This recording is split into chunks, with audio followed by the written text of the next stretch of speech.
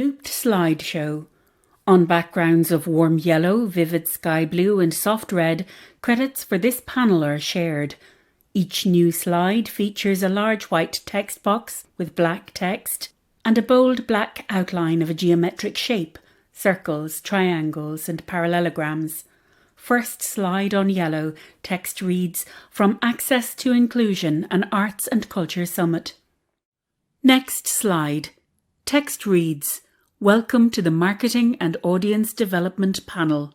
Find out more by visiting adiarts.ie/summit and kennedy-center.org, with centre spelt CENTER. Next slide. Text reads, "Meet our chair, Annette Nugent, Cultural Communications Consultant." A photograph of Annette on the right. A woman with fair complexion and shoulder-length straight blonde hair. Annette wears round, clear-rimmed glasses and sits in a bright room with some artworks on a shelf on the wall behind her. She wears a black cardigan with a grey top underneath. Annette has an Irish accent. Next slide. Text reads, "Meet our presenters. Tara Byrne, Arts Programme Manager, Age and Opportunity, and Festival Director, Bealtaine Festival." A photograph of Tara, a woman with long light blonde hair, wearing a winter white roll-neck jumper and sitting in a cream-walled room. She wears tortoiseshell-rimmed glasses. Tara also speaks with an Irish accent. Next slide. Text reads, "Megan Merrett, Projects Administrator, Hynt, Creu, Cymru." A photograph of Megan, a woman with long blonde hair. She wears a brightly coloured floral top and has rich red lipstick on. Megan is smiling, her head tilted slightly to one side. She speaks with a soft Welsh accent. Next slide. Text reads, "Fiona Bell, Client Relationships Director, Thrive." A photograph of Fiona, a woman with short blonde hair, her long fringe and dark-rimmed glasses framing her eyes. Fiona sits in front of a window with Venetian blinds. She wears a black top with black and cream fabric necklace. Fiona has a Northern Irish accent. Next slide. Text reads, "John Orr, Executive Director, Artreach." John has short grey hair styled neatly and stubble on his chin. He wears a green and grey check shirt with black t-shirt underneath and wears white earphones. John speaks with an American accent. He sits in a white room with a stairwell behind him. There are several brightly coloured artworks on the wall. Next slide. Text reads, "Access services available today. Irish Sign Language Interpretation, British Sign Language Interpretation, American Sign Language Interpretation," with the associated logo for sign language. 2 hands, both forming a circle by pressing thumb and forefinger together. Also, speech to text, brackets CART, with the associated logo, a rectangular speech bubble with 3 horizontal lines in it. Next slide. Text reads, "Screen layout." A large frame is in the centre where the main speaker will be live streamed during the panel. In this slide, Louise Bruton's image is here. There are 4 more images in each corner of the slide. In the top left-hand corner is the logo from Access to Inclusion.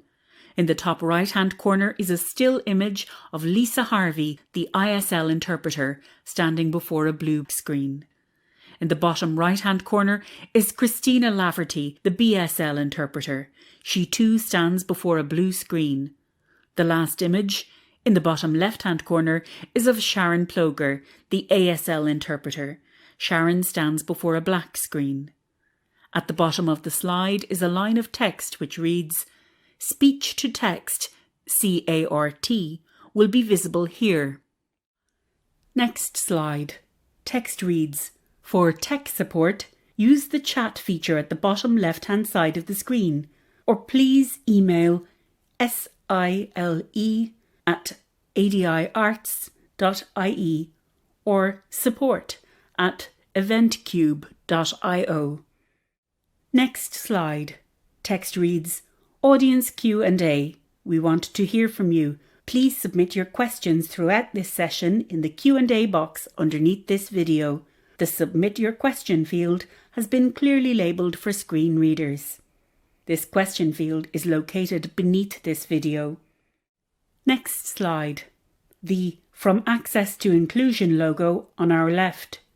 On our right, the text Starting Soon, with a reminder of the social media details, each typed as one word. Facebook account, Arts and Disability Ireland. Twitter account, ADI Arts. And Instagram account, Arts and Disability Ireland. Hashtag Access Summit. Hello everybody and welcome to our panel discussion on marketing and audience development, and in particular on communicating effectively with new and existing audiences with disability or access issues. So I found a statistics over the weekend, which is from the World Health Organization, which says that 15% of all people around the world are living with some form of disability. And that's not even counting people dealing with a temporary or a situational disability, an older person whose vision is impaired by cataracts, for example, or many homeschooling parents, such as myself, who are out of commission for a number of hours a day at the moment. So all of these people benefit from us in the arts really thinking about and committing to accessible marketing. Let's face it, it's the only way forward. So how do we adjust and align our marketing activities to better meet the needs of all users? I'm sure we're familiar with the marketing holy grail of saying the right thing to the right person at the right time in the right way. And so it really gives me great pleasure today to have on our panel 4 people who have really thought about and put into action some right ways, some best practice examples that I know will be an inspiration for all of us. Our first speaker this morning is Byrne, who is Arts Manager at Age and Opportunity and Director of the Bealtaine Festival here in Ireland. And they've really been blazing a trail in engaging older audiences to have cultural experiences. Prior to working with Arts and Opportunity, Tara completed a PhD in cultural policy, and she has been working in the arts for many years, mainly in a development role, which is a skill set that she brings to Age and Opportunity. She's going to speak about their work, particularly the Cultural Companion Scheme, which addresses the very specific and human issue of older people not having someone to go to cultural experiences with. So I'm looking forward to hearing about that model. After Tara, we'll have Merrett, who works with Cymru, the development lead for theatres and arts centres in Wales. And she specifically leads the Hynt scheme, which is a national access scheme focused on removing the barriers that hold back audiences with disability or impairment. But as Megan is going to tell us, it's actually much more than that.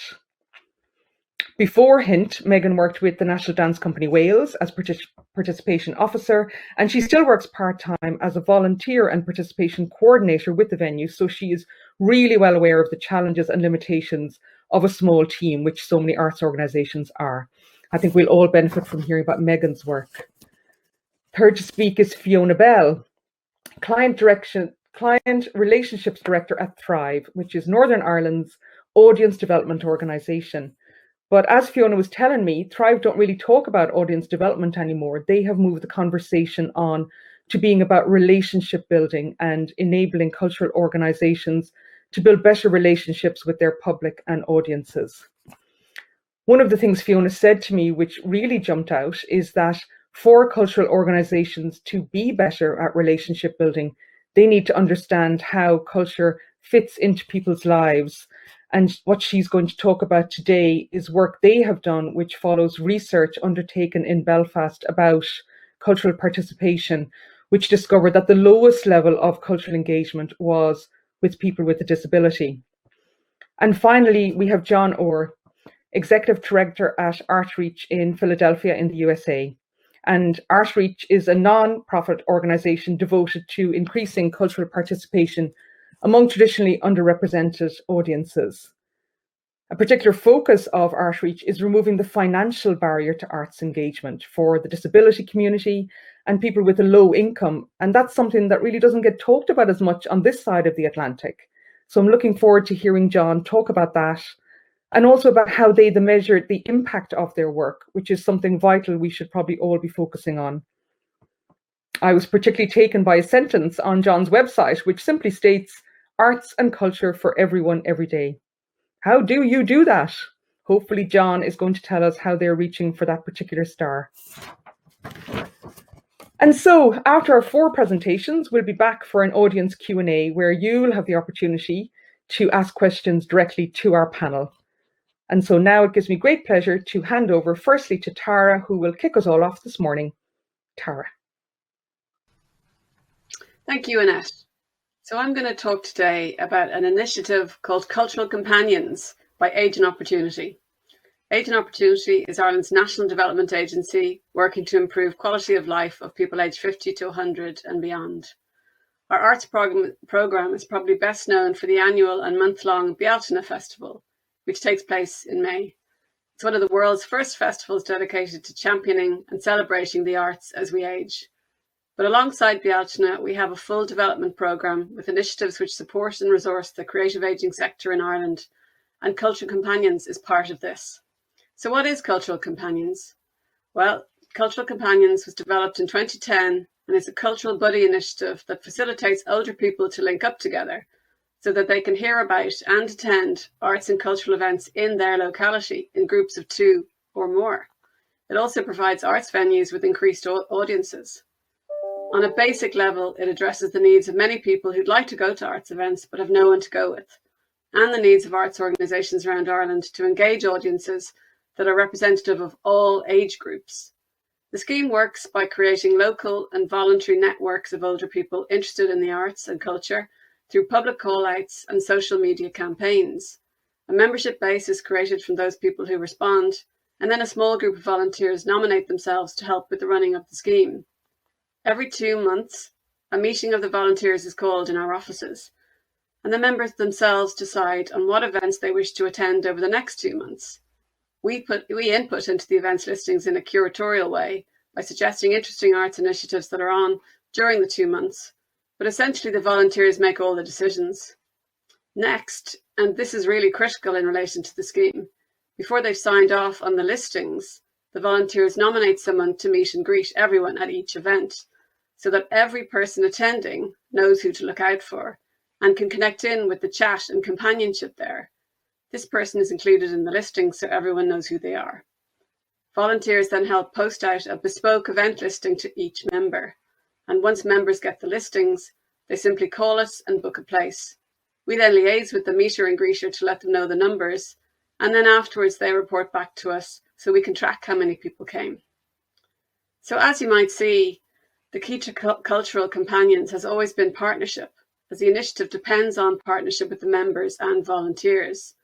In fact, most of the work we do in Age and Opportunity is based on partnerships of various kinds and in facilitating the development of initiatives with partners, initiatives which can become self-sustaining outside of our work at Age and Opportunity and which can continue without our direct involvement. This is the key part of how we work, as it upskills and supports services around Ireland.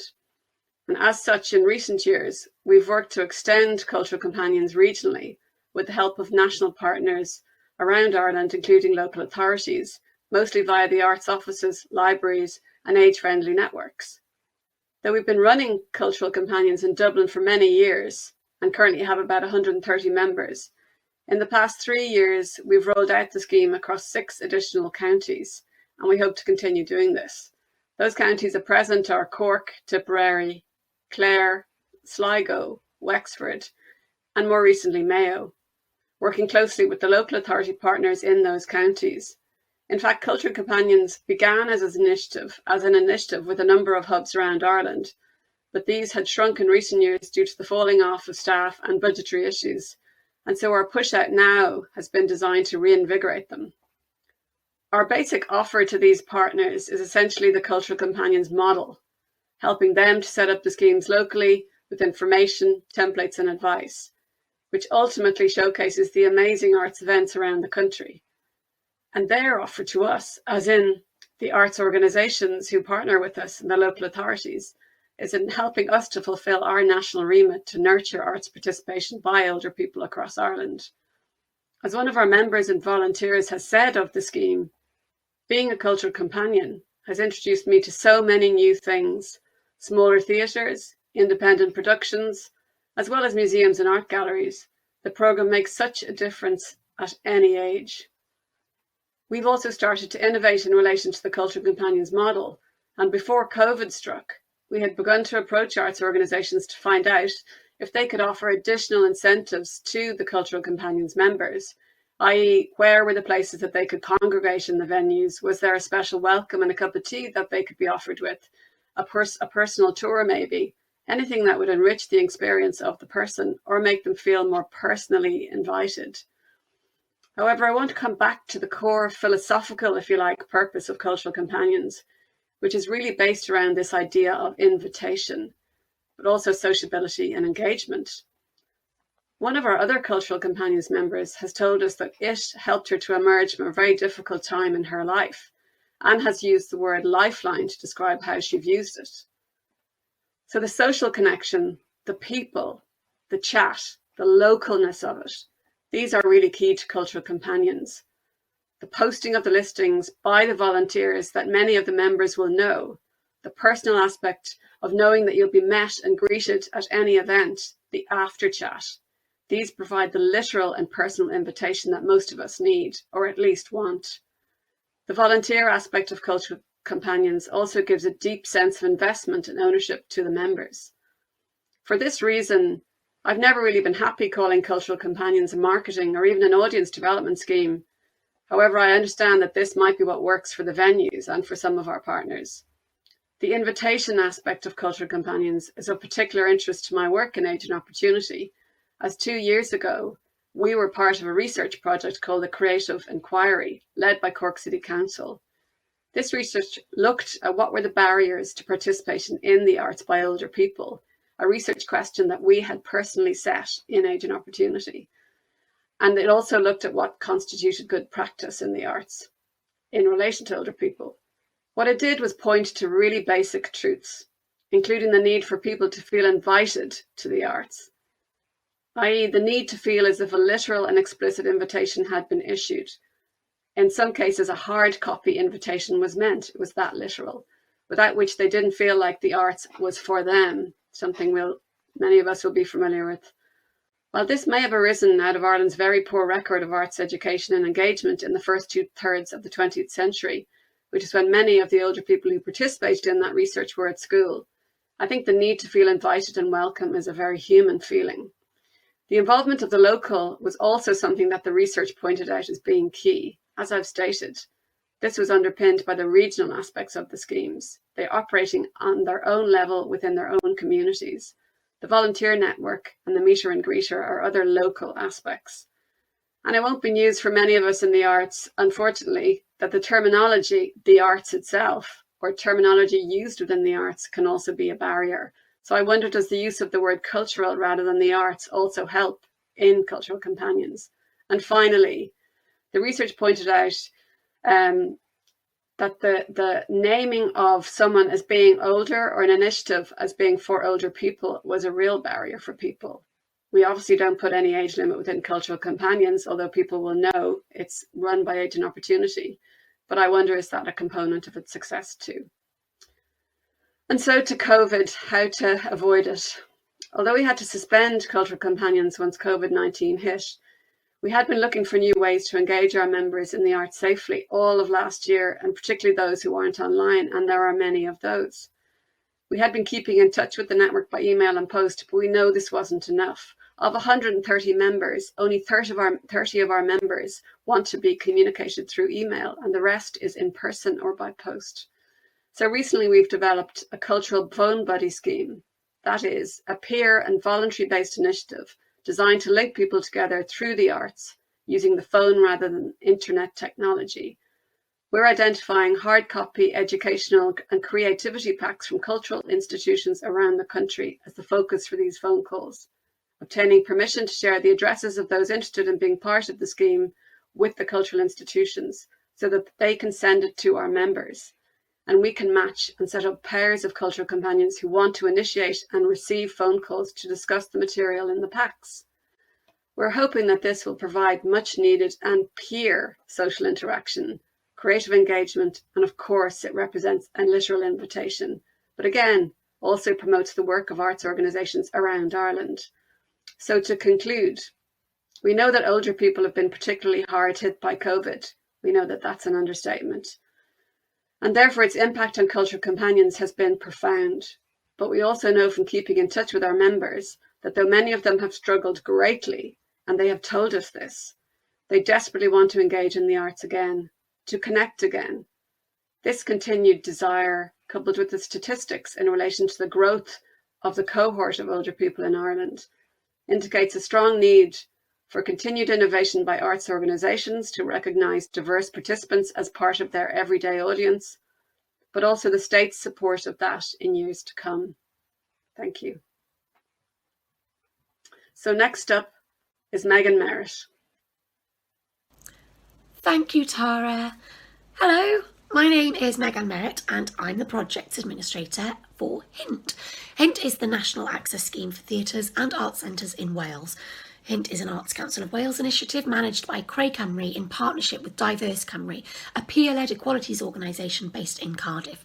My Creu colleagues are based in Aberystwyth in the west and Cardiff in the southeast, our capital. And the application procedure for the card scheme is managed by the Card Network just outside Mold in North Wales. I'm speaking to you today from my home office in Barry, South Wales. We are truly national. Hynt is a card scheme, but it's also a resource and a network. Our card scheme has 20,000 members. Cardholders are entitled to a ticket free of charge for their accompanying essential companion when attending live performances at Hynt venues. A main driver for the national scheme was to give the same offer and expectation across all venues, rather than having to join lots of separate schemes. It's just one short form, and the audience development aspect of this is that in places like Swansea, where there's a number of local venues, Hynt members are more inclined to try another venue. We're also a resource with our website, hynt.co.uk, providing access information for each venue to allow people to plan their visit with that information. On the website, you'll also find listings of performances with access features. But what I want to talk to you today about is our role as a network. Hynt is a network of 40 venues of varying scales and resources from all over Wales. Nearly all of them are also members of Creu, the development agency for theatres and art centres in Wales. This placed us in good stead to share learning, make use of existing relationships, meetings and connections, and allowed us to understand the opportunities and challenges faced by venues and audiences.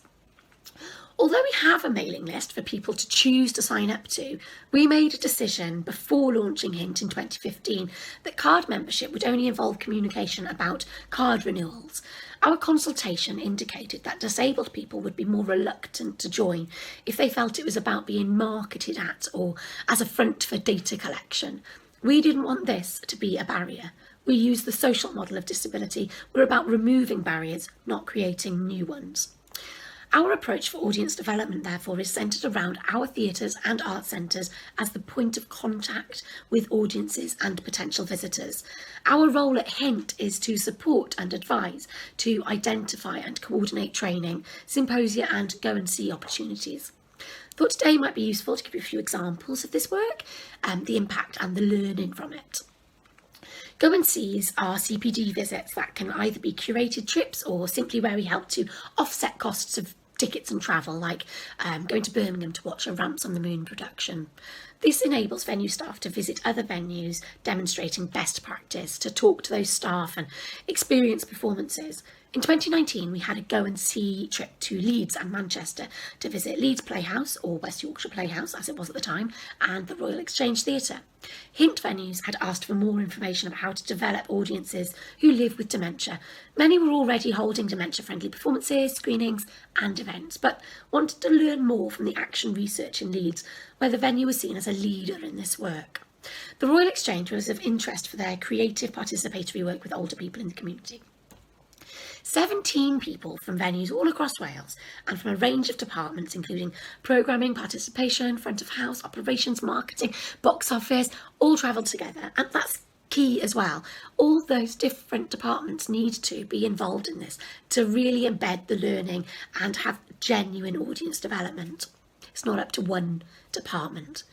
During our visit, Nikki Taylor, Theatre and Dementia Research Associate at the Playhouse, hosted a seminar along with Bob, who lives with dementia, and Sue, a volunteer at the venue. We had a tour and experienced a dementia-friendly performance from an audience perspective, showing us to see the pre-show setup and front of house briefing and other adaptations. But what does all this have to do with audience development? Surely once the audience is in, what's to develop? Well, let's return to that seminar with Nikki, Bob and Sue. Bob talked to us about how he got involved with the Playhouse. He'd lived in the area his whole life, worked on a farm, never considered himself very artsy, and only ever went to the theatre for panto every couple of years. Then he had his dementia diagnosis. Through a local dementia charity, he and his wife were told about a weekly session at the venue. He started attending, he did an art class while she had a coffee and a chat with other carers. It was about socialising and starting small. That's the message. It's okay to start small. Consider who your local allies are and work together. It could be sports groups, schools, care homes, support organisations, peer support services. They will have their own networks that you can build upon. Don't underestimate the power of word of mouth and advocates. It helps to access people who otherwise haven't been regular theatre goers. People like Bob. Get them in the building, through the doors. That's a first step. Bob was animated and enthusiastic. He felt valued and welcome. What started as a regular session led to being involved in the planning of productions. The venue helped the people who attended the sessions to engage with themes and emotions in the show, from learning songs to looking at costumes. It's about sharing. And although we all know participation is about more than audience development, it also has an important role to play in starting conversations and building connections. Involving Bob in that seminar, inviting him to share his experience with us, visitors, with our notepads and eager little faces, showed him and us how valued he was, how involved and integral. He felt part of something, proud. He now had a relationship with the venue and would advocate for the programme, spread the word to his friends and family about shows and seasons. The same could be said of Sue. Value your volunteers. They are powerful. Many of our Hynt venues are receiving houses, not producing, but there's still a lot to take home, to adapt, put into action, or in some cases to recognise that this was work they were already doing. Creating work and projects with deaf and disabled people, not for and at, is absolutely key. This is something I've heard repeated again and again and again and again, and it's important as part of our cultural contracts in a post and during COVID landscape. It's about conversations, communicating with a diverse range of people to build the trust, find the connections. Training-wise, this is why it's important for us to engage with training partners who have deaf and disabled people delivering training. We can't expect our audiences to be diverse if we don't give paid opportunities to deaf and disabled people, if we don't programme integrated performances and work with and by deaf and disabled artists. At recent deaf awareness training with the deaf and fabulous Steph Beck, she told our venues that it's about the long haul. You can't have a BSL interpreter at a show and just expect people to show up, especially not if you've not produced or circulated any BSL interpreted marketing materials, and especially not if you've programmed it for the Thursday matinee when many deaf people will be in work. Putting COVID into the mix, if you've not produced any BSL content or captioned any other online content, why would you expect deaf people or hard of hearing people to feel welcome or part of your organisation? In our annual symposia, it's the same message. In early 2020, at a symposium held in partnership with Taking Flight Theatre Company, one of our speakers was the brilliant Jess Tom. We'd recently returned from another go-and-see to Battersea Arts Centre, where we had a tour and found out all about their relaxed venues. She told the room that not all relaxed performances need to be family friendly. Shocker! Plenty of grown-ups need a relaxed environment. And not just in performances. Why aren't there more relaxed meetings? We did some research through the box offices of our member venues to look at the booking patterns of Hynt bookers compared to the rest of bookers. I won't give you the figures, but headline message was that they behave in much the same way. More of them would book for panto and musicals than contemporary dance. Live music and comedy booking would be for the bigger names. It's the same. Avoid assumptions. Communicating with the community and establishing an atmosphere where that's possible can help us to identify really quick and cheap fixes. RCT Theatres in Rhondda and Taff are a member of Hynt. They'd established a popular Friday programming slot, well attended by older members of the community, many of whom were disabled or had access requirements. But numbers started to drop. Attendance dwindled. The venue fretted. They worried that it was the show, the programming, but they decided to talk with the people who were still coming to find out more. And what did they find out? It was the cake. The theatre had had a change of caterers and the size of the cake had halved. The audience felt cheated, swindled, like it wasn't such a treat anymore. The cuppa and a cake were as much a part of the experience as what was on the stage. They changed the cakes and back the audience came, but this time with an extra understanding that their opinion mattered, that the theatre wanted them there and valued their ideas and feedback. It is about the whole experience, not just what's on that stage.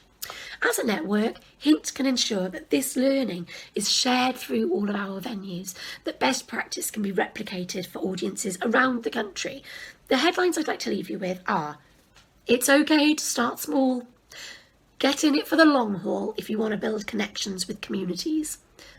Valued people spread the word. Open communication helps you spot things you can fix. Work with, not for, deaf and disabled people. Thank you very much for listening today. I'd like to hand you over to the fantastic Fiona. Thanks, Megan.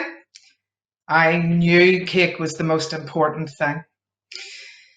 Hello, everybody. My name is Fiona Bell, and I am the Client Relationship Director at Thrive, as Annette said. Thrive are the audience development people in the north of Ireland.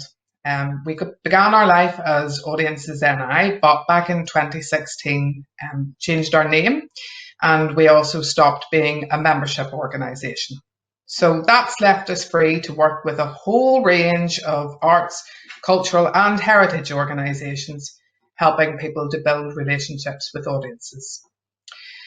And these days we're doing more talking to audiences directly themselves. So at the start of lockdown, back in those days in March last year, we ran the After the Interval survey and have done recent similar work for heritage organisations. Just recently, we've recruited nearly 900 people to become part of an audience panel in partnership with Belfast City Council. So, as Annette mentioned, when it comes to audience development, we've sort of changed how we talk about that as well. We like to keep it simple now, moving away from new audiences, non-attenders, existing audiences. And what we try and talk about is the importance of relationships. Because when you take it out of the field of business speak or theory and put it into the context of your everyday life, it makes more sense. So we all know that in life, relationships need different things at different times. You behave very differently if you're on a blind first date than you would on your 10th or 20th anniversary. You need different things, but even in a long-term relationship, you still need things. We also know that relationships take work, and when you stop working on them, they become damaged.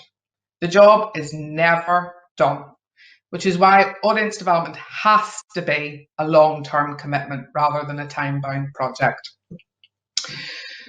So I'll get off my soapbox now about audience development and let's look at accessibility. So, as Annette mentioned, back in 2017, Thrive did a piece of primary primary research for Belfast City Council into the cultural engagement of residents.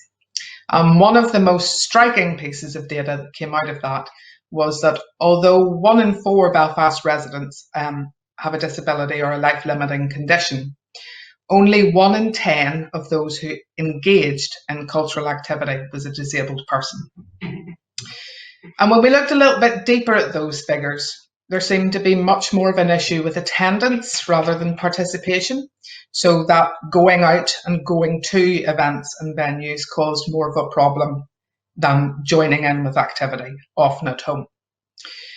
We've done similar research more recently for Donegal County Council and Derry City and Strabane, and found exactly the same thing.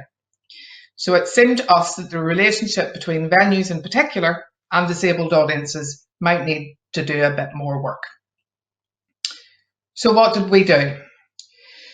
Well, one of the first things that we wanted to do was talk to people who knew more than us. So we worked with a group called Molto Vivo, who are a collective of disabled and non-disabled musicians in Belfast, to dive a bit more into accessibility and what that actually means.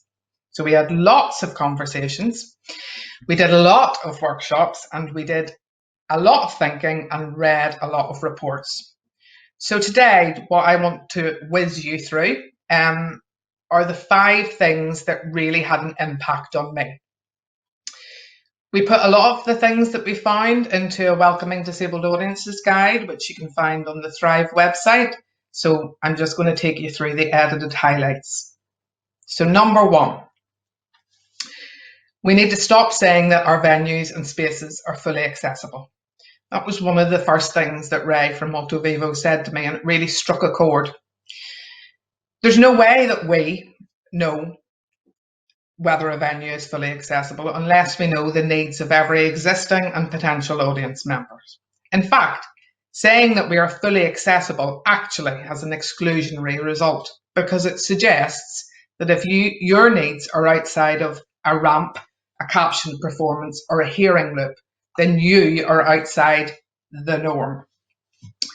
Much better to provide information on your space, including visuals and measurements of doorways, toilet doors, toilets themselves, and allow people to determine for themselves if that space is accessible for them. And also make sure this information is freely available on your websites, not in a "for more detail about our accessibility, please contact the box office." It shouldn't be a secret that people have to ask about. That's putting up barriers that don't really need to be there. Number 2, it's not about you. I'm seriously in danger of that becoming my catchphrase. I use it a lot when I'm talking to people about relationships, and it ties into the point above. Your access information is not about you. It's about your audiences. So have a think about where it sits on your website. One of the things that we found when we were looking at cultural organisations' website is that sometimes the accessibility information was tucked away in the About Us tab rather than on a Your Visit page. And for some, there was very little information available at all. Number 3, do your systems and processes discriminate? So by that I mean, do you walk the walk or just talk the talk? Do disabled people have to follow different processes to book a ticket or attend an event? Can they book online, or do they have to contact the box office to speak to a member of staff? One website I was on recently required 8 weeks notice for an ISL or BSL signer, and 2 days notice if somebody wanted to bring an assistance dog. Now, I'm not for one moment saying that there aren't good reasons why you need a lot of notice to get a signer.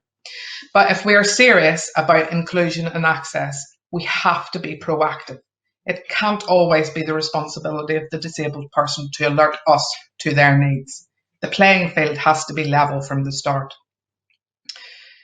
Battersea Arts Centre in London announced a while back that their norm was now that all performances and events were relaxed. 95% of their entire programme is. It's about sending out the message that everyone is welcome all the time, not just on specific occasions. Number 4, as Megan said, listen and do. Listen to your disabled audiences. They are the experts in their own lives and have been working out how to navigate a world that has been designed by non-disabled people for a long time. If you're non-disabled, there's likely to be stuff about disability that you just don't know. That's okay, as long as you're curious, open and respectful. Ask people what their preferences are and be honest about when you can and can't meet them. Number 5, consider all areas of your business. Remember, it's not only about the performance or the event. Sometimes it's about the cake. Think about the accessibility of the whole experience. If someone has dietary requirements, will they be able to work out from your online information what they can have? Have you let people know that they can bring their own food or drink if they have a particular diet? Or indeed, can they? Do you have a quiet zone or a chill out space available at all times, or only for specific performances? On a brief aside, one of my favourite programmes during lockdown is 4 in a Bed. So for those of you who haven't experienced the joy, 4 different B&B owners go round each other's premises and then score each other in the bid to win. And without exception, there is always someone who doesn't do a cooked breakfast or doesn't have an ensuite or a kettle in the room. And there's always reasons why they don't. But when the feedback comes and the other guests score them down, the ones that really come off best are the ones who take it on the chin and say, okay, I'll change that. I didn't realise it was an issue. The ones that stick to their guns, disregard the complaints with a, well, that's the way I do it and I'm not going to change, don't look very customer focused. Let's not be like them. Thank you, and I'm delighted to hand over to John. Thank you, Fiona, and thank you to everyone so far. I'm really excited to be here.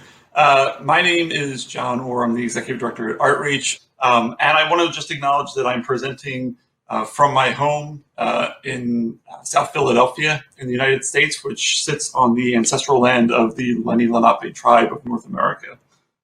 I loved hearing what everyone has said so far, especially about relationship building and using that as the core of what your marketing and your outreach. At Artreach, we have a really simple premise, and you heard Annette allude to it earlier, that we want to make the arts available to everyone every day. But it's got a core that goes even beyond that, right? We just believe that art is a human right, and that every single person as a human should have access to the arts at any time. It's built on this idea that disability is a product of design rather than diagnosis, and that good design creates an accessible world. Quite literally, all we have to do is change the world. And the good news, it sounds hard, right? But the good news is that people, right, just like us, built the world originally. And they got it right for a lot of people, but they didn't get it right for everyone. So it has to be up to people just like us to finish the job. And that's what Artreach is doing in Philadelphia right now. We operate with a partnership with about 220 different arts organizations, all of the major museums, the major theaters. We work with all of them to adapt their existing programs, ones that they're already doing. We help them adapt existing programs to be more accessible to the disability community. And the way that happens, or the way that we kind of envision our work, is through a cycle, right? We always start, and you heard Megan say this, you heard Fiona just say this, we always start by listening to the disability community. We go out and we meet them where they are, and we talk to them about the barriers that they've experienced. And if we don't understand their barriers, or the barriers that people in Philadelphia are facing as they go to the arts, there's no way to correctly instill a solution. So we always start by listening to the disability community, and we rely on their honest feedback about the barriers that they face in the arts. What we then do is we take that feedback to our partners in the arts, and we say, look, this is what we heard. People can't go to this museum because of X, Y, Z. Or we say, people want to go to the theater, but they need X, Y, Z. And if you plan for all of this stuff in advance, you don't have to really, as Fiona was just saying, you don't have to start listing out. If you universally design your programs, you don't have to list out everything that makes you accessible on your website. If you create universally designed environments, you can just welcome people in, and embrace the unpredictability of your audience a bit, because you're prepared in advance. So we ask our partners to sit with us and sit with the disability community and listen to the barriers and make the changes needed to make their sites individually more accessible in a universally designed way. The nice part about what Artreach does is that we also have a network of 185 human service agencies that serve people with disabilities. So not only do we help arts organizations connect to the disability community and adapt their programming, but we have a built network that we can then build the audience for the arts organization from. So what do? We start by listening to the disability community. We then adapt existing programs at all of our arts partners, and then we use our network to build a new audience for whatever program the arts organization has adapted. What's great about that is that we can then start that cycle right back over. As soon as the audience that we built for a particular art experience goes through that experience, we can talk to them about what worked, what didn't, and what can be improved. And we start that whole cycle over. It's been really successful model for us. In fact, in the last year, well, pre-COVID, I should say, in 2019, our last full program year, over 220,000 people experienced the arts in Philadelphia in an accessible way through an Artreach program.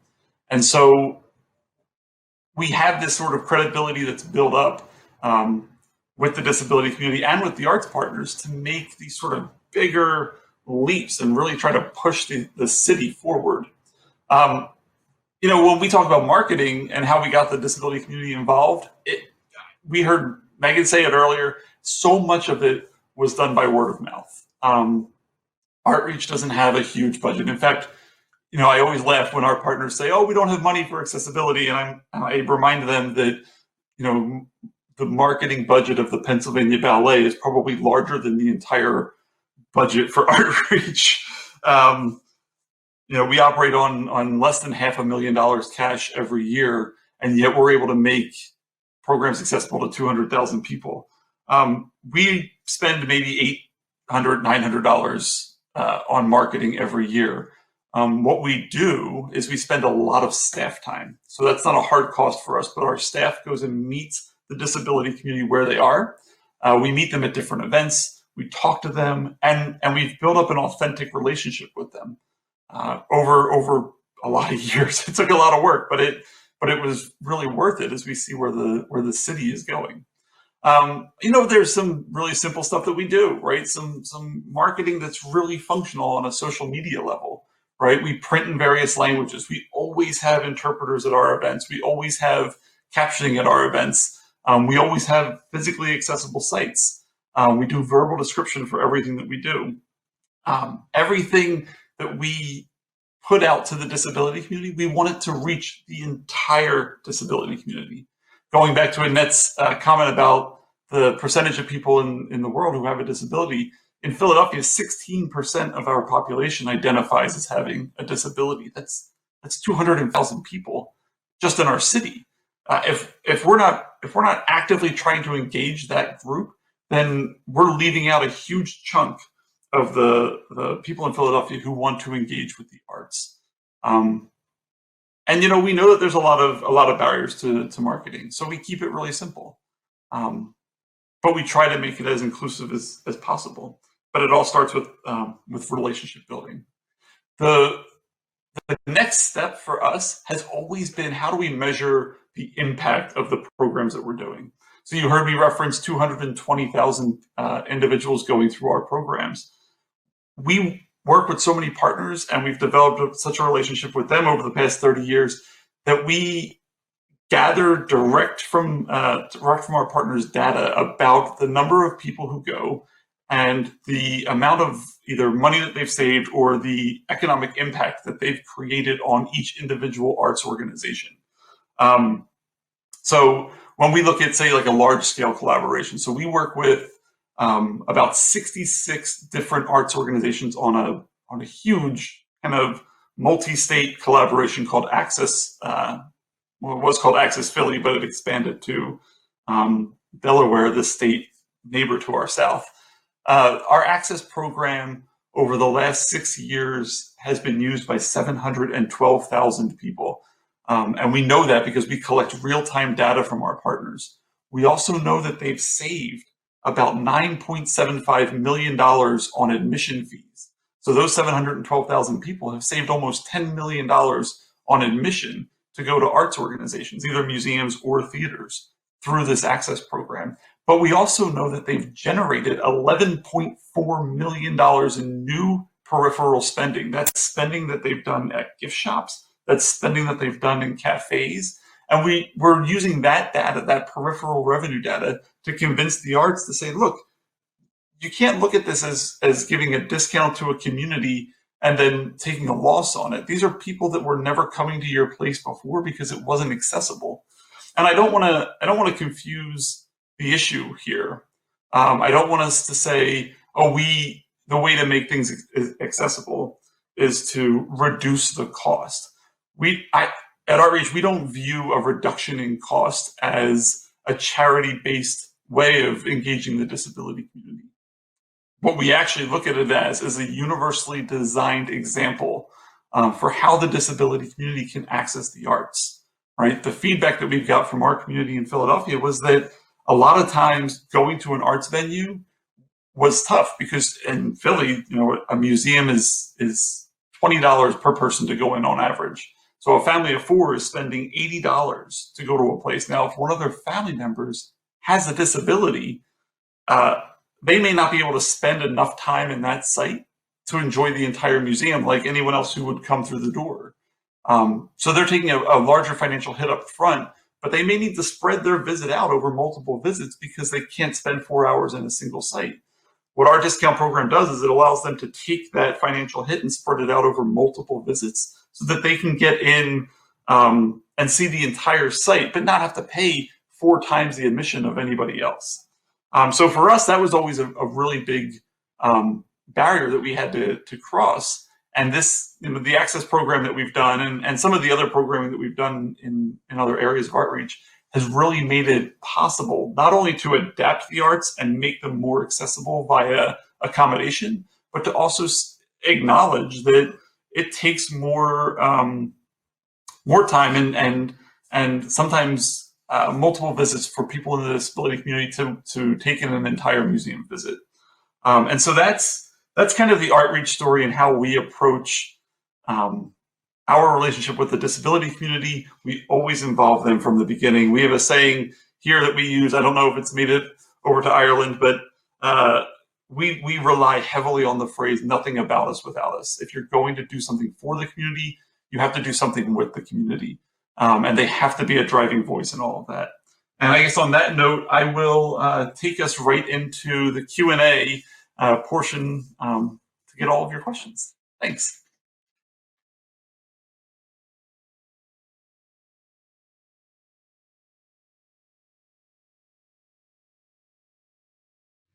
Thank you, John, and thank you to all our speakers. Actually, that's just been a fascinating little time listening to all of you talk about your work and what you're doing with regard to accessibility. If people have questions for the panel, please do just submit them into the Q&A box, and then I'll be able to get them and direct them at our speakers. So I think I'm hearing loud and clear from everybody that it's all about relationships, relationship minding, relationship building, and listening. Very much listening to the people who are impacted by what we do and working with them to find solutions. And actually, I want to come to Megan first for a question. Megan, I was really heartened to hear you talking about starting small. So I'm wondering, if a venue or an organization joined Hynt, what advice would you give them as a first step in, I suppose, tackling accessibility in their marketing activity? I think it's going back to what has been mentioned by a lot of us, is that talking to your audiences and being open about knowing that though you might be doing some things well already, there's stuff that you can be doing better. So talking to audiences, I'd say make use of things which are already in place in platforms that you're using. So, for example, on socials, it's about making sure you're using alt text on every single image. It's about captioning all of your video content. It's about making sure that your marketing matches up with the access features of performances. For example, if you've got audio described performances coming up, make sure you have, it sounds obvious, but make sure you have audio described marketing materials out there, and also treat them with those materials with the respect and razzle dazzle that you do with your visual products as well. So if it's, I loved Taken Flight Theatre Company here in Wales, had a lovely example of a family show that they were using. So they made sure they used children's voices in their audio described marketing materials, which they hosted on SoundCloud.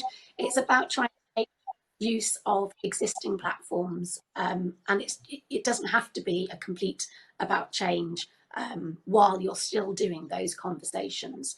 And again, like Fiona mentioned as well, about your language and not saying we're fully accessible. It's about making sure you're communicating things really clearly and giving people and your audiences the ability to make their own plans based on the information that you give on your platforms, your internet, your website, or in person, whatever it might be. Yeah, I hope that answers that.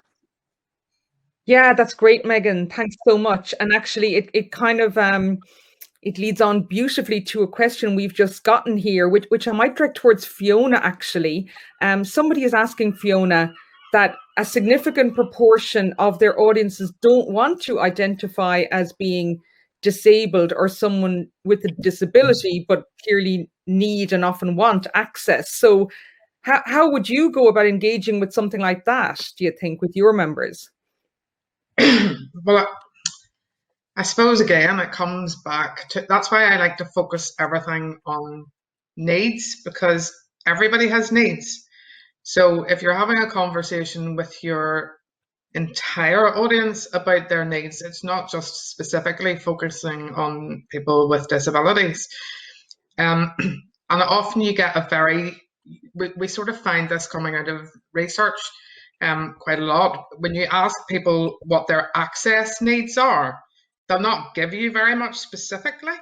But if you talk to them about, is there anything we can do to make it easier for you to attend, be that childcare, be that checking that the event's on at the same time that the trains run, it suddenly clicks with people. It's like, yes, well, that is actually relevant to me. But when you couch it in the language of, we're now going to ask you about your access needs, it can turn people off, or it can be exclusionary when what you're actually trying to do is be inclusive.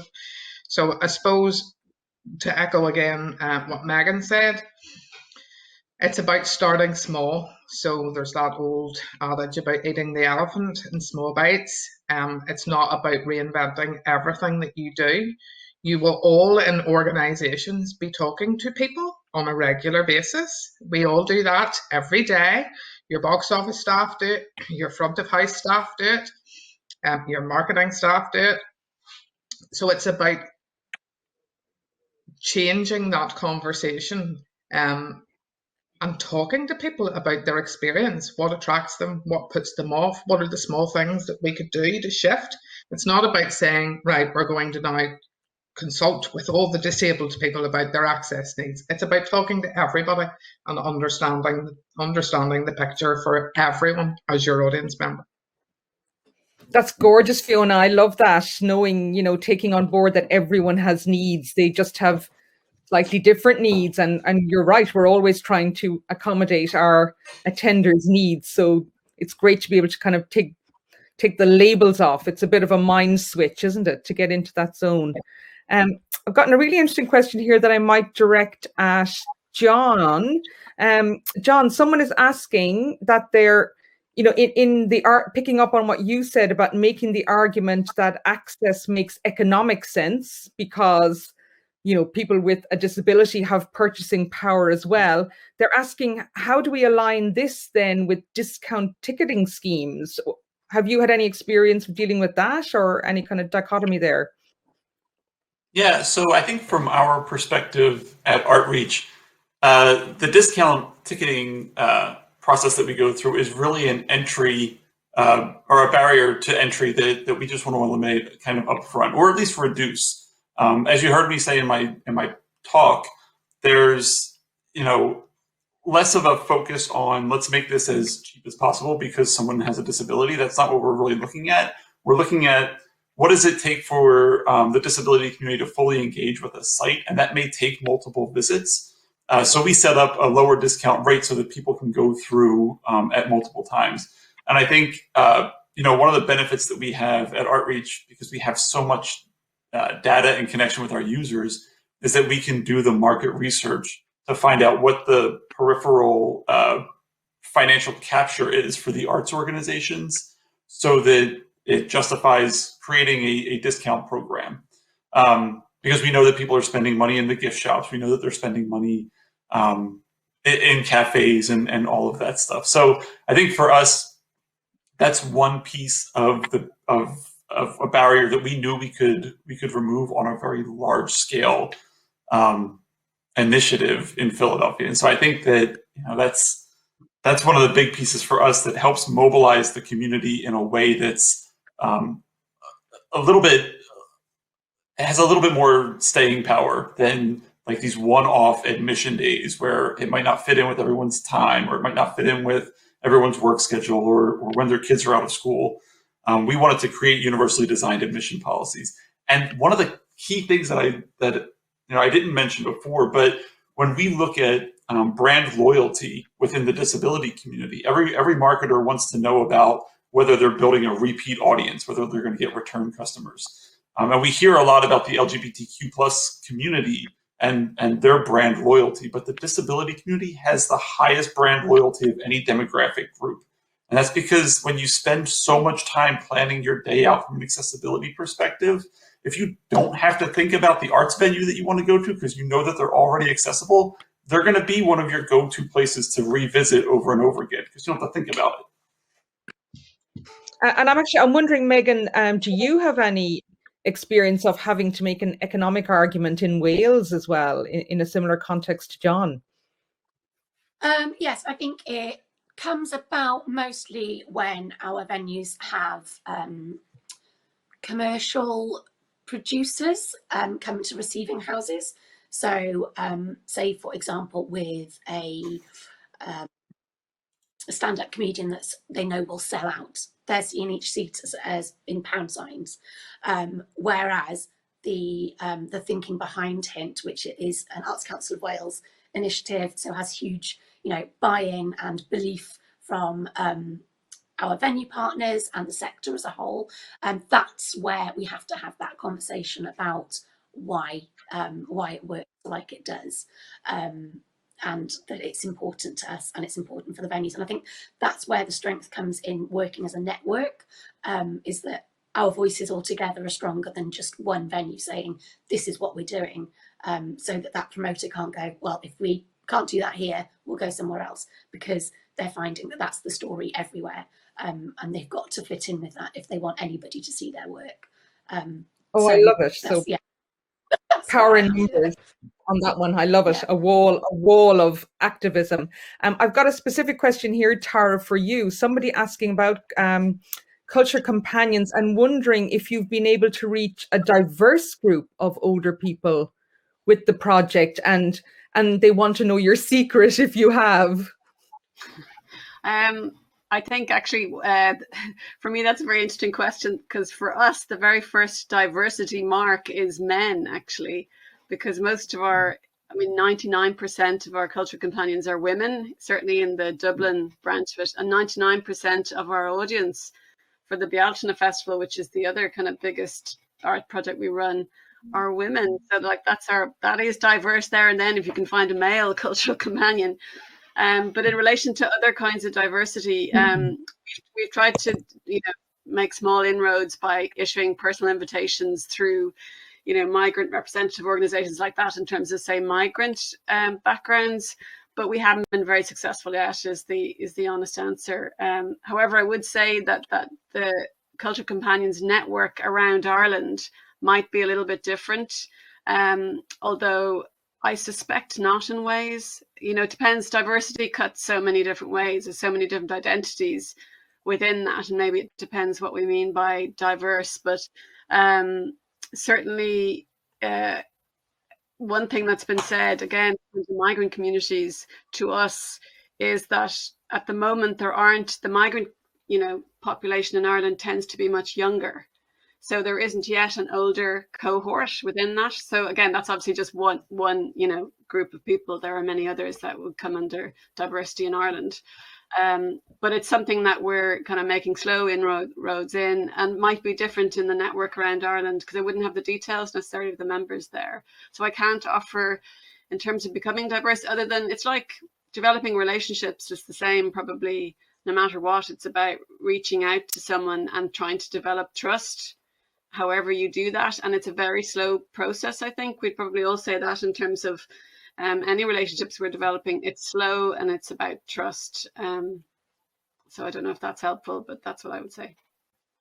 Well, I think slow and about trust is really beautiful. I'm going to try and squeeze one more question in and ask you all to think about a one line, like a one sentence answer to this. Someone is asking if you have a separate outreach department and a marketing department. So marketing are on communications and outreach are trying to reach people. What one line of advice would you give them for going forward together to be more accessible? I'll start with Fiona. Sorry, Fiona. Don't have two separate teams. One of the most successful venues in the UK in their audience development relationships is the new Wolsey, and one of the first things that they did was merge their marketing box of house and front of house and box office departments into an audience team. Fabulous. So, okay, Megan, I'll come to you next, Megan. What do you think? One line. Super brief. Work together and talk to each other. If you want your audiences to talk to you, you've got to talk to each other in-house as well. So if you are, for whatever reason, in separate departments, you still talk to each other and still work together. And that's, in a working group, or maybe there's someone who spearheads that, but you've got to talk to each other. And that's the responsibility of everybody in that venue, not just one person. And Tara, I'll come to you next. One quote. Yeah, it's kind of similar to what Fiona was saying. So I'd say what works for one person should work for everyone. So no matter what you're doing, that's what you're thinking every time you're developing something. And again, yes, I would, in a way, do away with education outreach. That should be just built into everything that you do. Oh, I love it across the board. John, any wisdom from across the big water? Yeah, I would just say get your senior leadership of your organization in a room, make accessibility a priority at the organizational level, and then it applies to every department. Doesn't matter what you're doing, because it should be a priority across the entire organization. Wonderful. And I think that's just fantastic advice to finish up on. We do have networking rooms open, and there's an invitation to everyone to join the networking rooms at any stage, and see everyone who's attending the symposium at 5 p.m. for panel 4. And I just want to close out by saying thank you to our brilliant speakers and your fantastic insights. It's just really fabulous to have had you here today. Thank you. Thank you.